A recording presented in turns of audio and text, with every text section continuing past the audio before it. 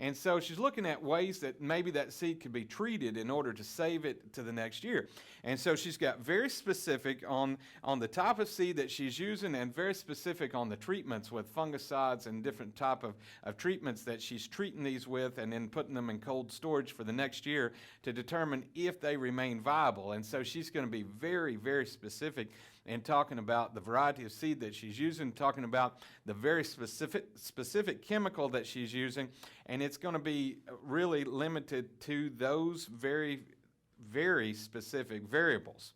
And so there's where we get to the research questions whenever we get down to the very specifics.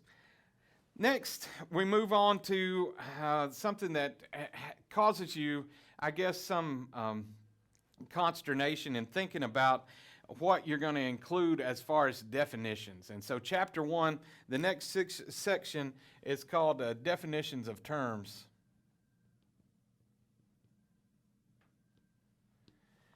And so in these definitions, I have students ask, do I include everything? Is it just a complete glossary of what I'm using in this study? And so it's not. And so if you have terms that are used that are common terms, of course you don't have to define those. But if there are terms that are specific to your study, and especially terms that could be defined in different ways depending on how they're used or the context that they're used in, or even the study that they're used in, then you definitely want to list those. And so I had a student last semester that was working on integrated farming systems. And integrated farming systems could be defined in 400 different ways. And so the very specific way that he was talking about involved overlapping of fish culture with plants and something else in some type of an irrigation system.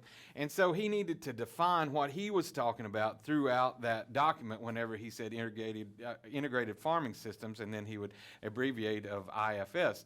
If you are using conservation tillage practices as a definition or as a term in your document, then you're going to need to give exactly what you mean by that, because it could be, everything that we see today is described in sometimes words that catch on with the pop culture to be called green or sustainable. Sustainable could mean a million different things. And so if you use words like that in your document, then you definitely need to provide a definition of those terms of how specifically you're going to use it. Oftentimes we call this operational definitions, and I like that term, operational. And that means how do you really operationalize this word? What does it mean in this specific document? It could have other meanings, but in this specific document. Okay, next we have the limitations of the study. We're still in chapter 1. Limitations of the study. There's some very wise advice that I got a long time ago in research studies, and it says simply, just say what you can say, but don't say any more. And so if your study is limited to a very specific group of people, if your study is limited to a specific region of the U.S. or the state, if it's limited to a certain cultivar of plants, of seeds, if it's limited to whatever, and it will be, there are certain limitations, then state those here. And what you're really doing is acknowledging that things could be different if the circumstances were different. But you're limiting your results and your recommendations and your findings to really the population that you're studying, whether that be plants or animals or people, and the circumstances under which you're studying those. And so it's just the acknowledgement of you're not overstepping your boundaries, and you're really just saying what you can say and saying no more. Okay. The next one is called the assumptions.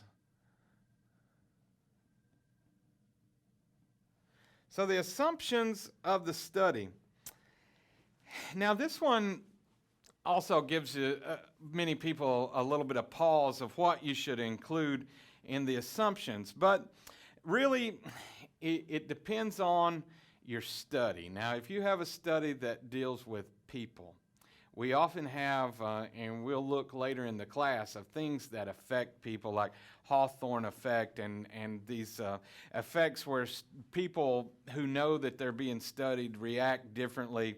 And sometimes when we suspect that they might not even answer truthfully if they're given a questionnaire, but you can't know that.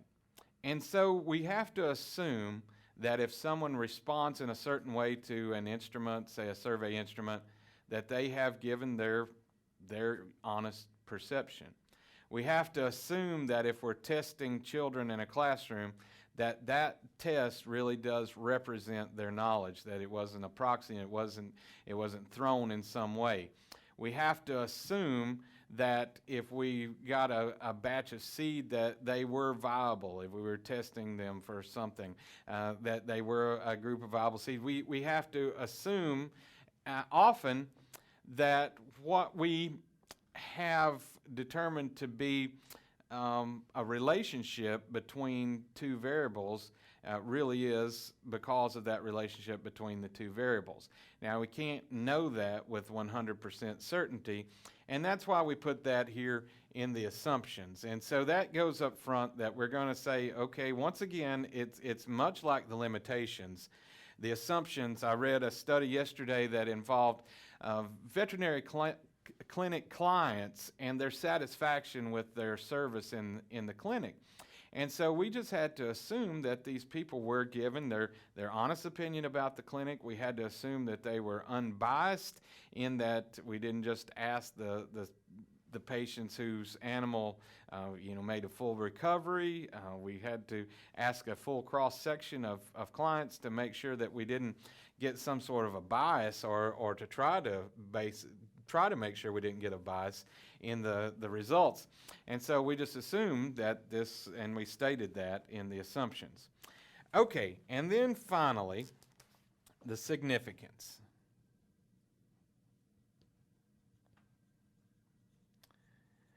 And this significance, you'll get a chance to address most of these again later in the document when you finally do develop the full thesis, if that's what you're going to do.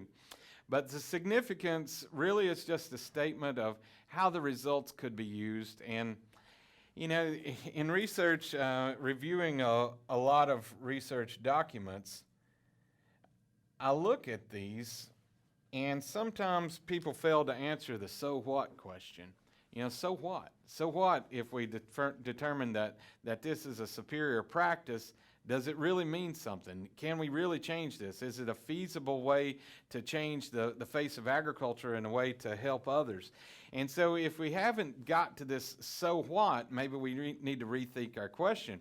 And I know that our textbook author talks about problems and sub-problems and pseudo-problems, and sometimes those pseudo-problems sneak in and we start running statistical analyses just because we can run statistical analyses that they don't really solve a problem. And so you have to think about this in realistic, workable, very pragmatic terms of this study. If we test this, so what? What's the significance of what could it possibly do for the field of agriculture, or for humanity involved in agriculture?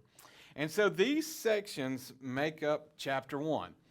I've included in your Canvas site an example of a Chapter 1 draft. It's from a former student. It's not perfect by any means, but I didn't want to give you a perfect one. And I don't know if there is a perfect one, but this is one that you can look at to see what has been turned in before. There is a criteria sheet in your materials from the first class or from the first module that shows you exactly the checklist, and it goes down this checklist just like I've listed here today, of how this draft will be graded. And if you address each of these issues, then you will certainly make a good grade on this Chapter 1 draft, and you'll be off to a great start. And so if you have any questions about Chapter 1, please don't hesitate to ask. I'll try to make a similar video about Chapter 2 and then about Chapter 3.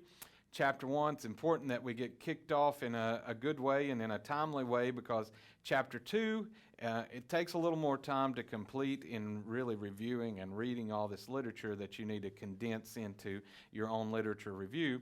And then once you have Chapter 3 kind of solid in your mind, it comes out pretty fast. And so we really need to focus on getting Chapter 1 out of the way and then getting into the meat of Chapter 2.